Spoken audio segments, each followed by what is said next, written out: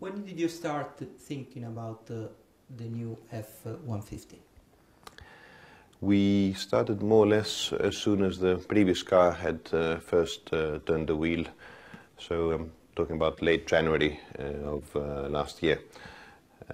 We basically analyzed the new regulations, which are quite significant for this year, and we put together the first development plan for the wind tunnel to investigate the major changes of the regulations, but also the first mechanical studies of a few subcomponents and subsystems of the vehicle in order to try to get an early start on some of these important changes.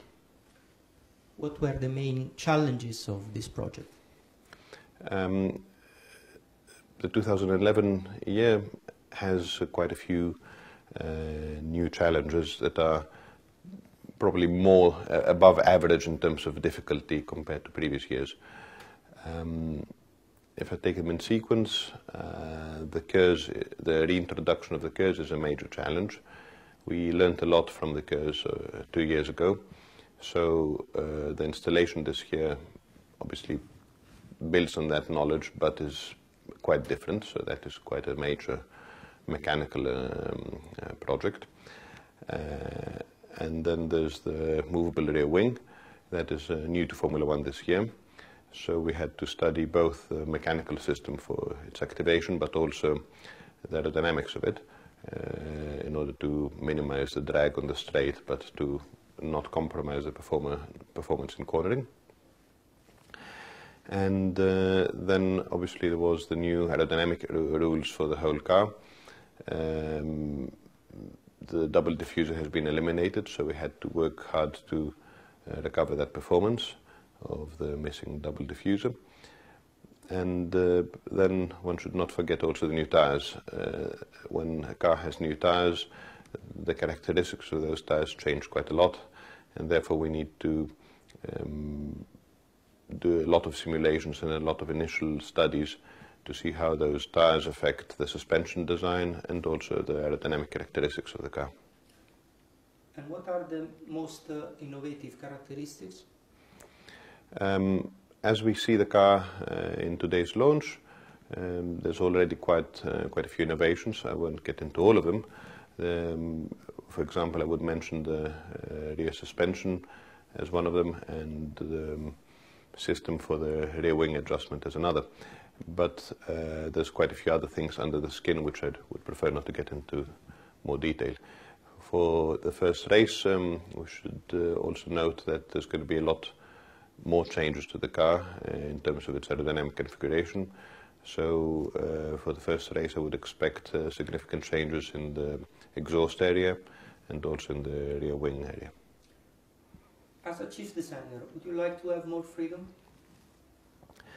It would be nice to have much more freedom in the rules, to be able to exploit and to study technological solutions in much wider breadth.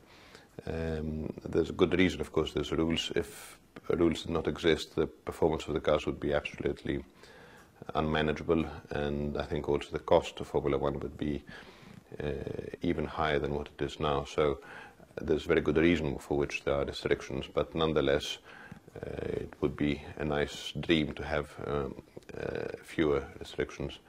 The other thing obviously would be to have more time to do all the work between one season and the other. The rhythms are quite hard, and there's very little time to study various things as much as one would like. Did you reach the target you had fixed in this project? Last year we clearly were not the best car, and we set ourselves what we feel is quite an ambitious target of performance, both in terms of aerodynamics but also in terms of the mechanical characteristics of some other aspects of the car. We feel we have been quite good at achieving those targets, so we are quite optimistic about this car and how it will go in the season.